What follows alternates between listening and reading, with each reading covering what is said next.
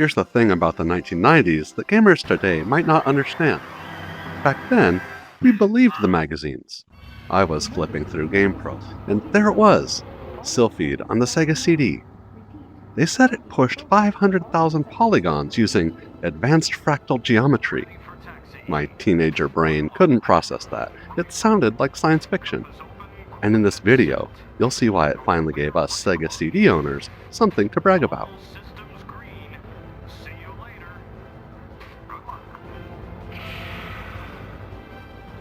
When it first showed up in October 1993, I grabbed it on day one. Now, of course, I'd played Star Fox and SNES, and while impressive for the time, it still felt kind of choppy and jaggy. So, I popped that new CD in, and my first impression was that Silpheed looked so modern and clean.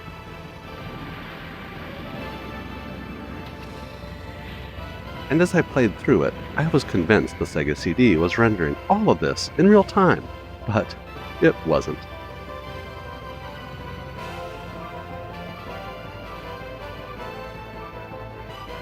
What Game Arts pulled off was technical smoke and mirrors. The Sega CD version places polygon ships over pre-rendered video backgrounds that are streamed from the CD-ROM. Those incredible environments, all played back as a layer of full-motion video. The Sega CD's own graphics hardware wasn't even generating the polygons. In real time, the game only calculates your ship, enemies, and projectiles. The rest is just a movie. But the illusion was so convincing that I believed it. It felt real. I mean, they even synced the collision detection to the pre-recorded footage. So when a giant laser sweeps across your screen, you have to dodge it. The background isn't just decoration. Let me show you what I mean. There's this incredible part of the first mission where you're flying alongside a giant transport ship. You see an enemy laser beam lance it, just clipping it at first, before zeroing in for the kill shot.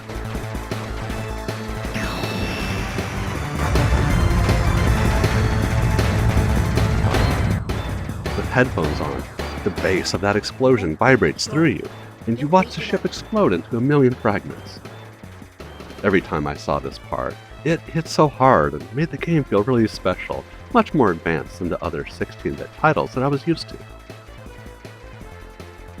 So, how does it actually play? Silpheed is a vertical shooter with a tilted diagonal perspective.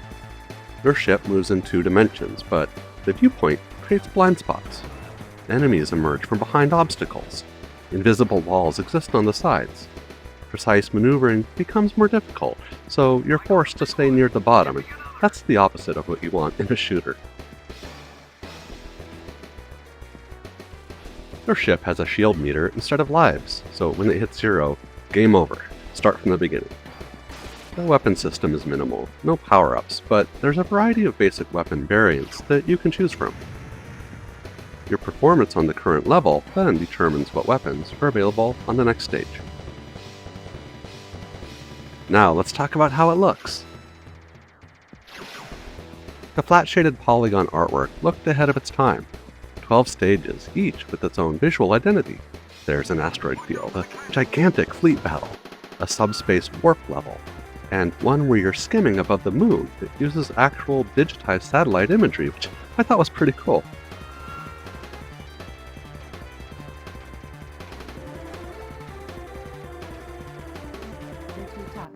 You start on a mission defending Earth and battle your way through the stages to the Grazon computer system and the final confrontation with Zakarte. Was network jacked by an unknown terrorist group. The leader of the terrorists solemnly introduced himself as Zakarte. The frame rate thankfully stays steady through the action, but due to the limits of the system's color palette, it made certain parts of the cutscenes look a bit grainy due to a fair amount of dithering. But now that I think of it, my favorite part of the game actually is those cutscenes, with their dramatic angles and immense scale. I mean, watching your Silpheed fighter scramble from the carrier ship or coming out of warp speed near Jupiter to land just looks so amazing, and quite honestly, it still does. Looking at it today with your retro glasses on. And trust me, back in 1993, This was really mind-blowing.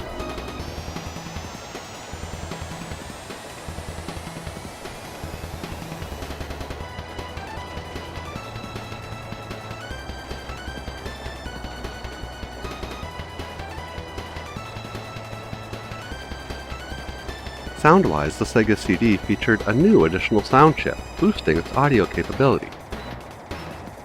Silpheed, however, used Redbook audio and music that was layered over the Genesis FM synth that produced some of the sound effects, and let me tell you, the result is probably the greatest OST on any Sega CD game.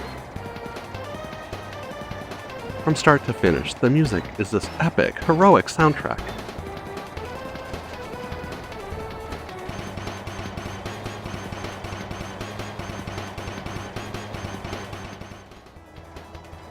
But the radio chatter is pretty cheesy and repetitive. Watch out, there's too many of them. It gets old fast. And while the first few levels have quite a bit of dialogue between your teammates, it really drops off, especially in the latter half of the game. It's almost like they ran out of time to add it to those levels or just plain forgot, which seemed kind of weird. However, there's a hidden feature. It's a cheat code that unlocks an Easter egg with some foul-mouthed radio chatter. You have to enter in a specific button sequence on the second controller, and my buddy discovered it by accident. We nearly fell off the couch when the radio started swearing at us. And as a youngster, that alone made the game worth playing. So, Silpheed was always directly compared to Star Fox, and yeah, Star Fox used its new Super FX chips to render actual 3D polygons in real time. Silpheed, on the other hand, used the graphical magic tricks we discussed earlier. Yet, Silpheed still looked sharper and played smoother.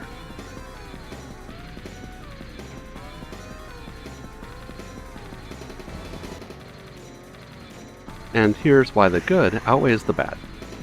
Silpheed pioneered what we'd later call 2.5D gaming. It proved you could use pre-rendered assets and use some clever tricks to create a truly cinematic experience. And that foul-mouthed audio Easter egg, that was a middle finger to the idea that video games were just for kids. Look, Silpheed wasn't the best shooter. It might not even be a great shooter, but rather, it was a glimpse of what was possible. And it will always be one of my favorite games on the Sega CD, and back in 1993, that was more than enough. I hope you get a chance to play through this one sometime. It's great fun, and I think you'd really enjoy it too. Alright, my friends, this is the Retro Gaming Boss signing out. Thanks for watching, and I'll see you on the next one.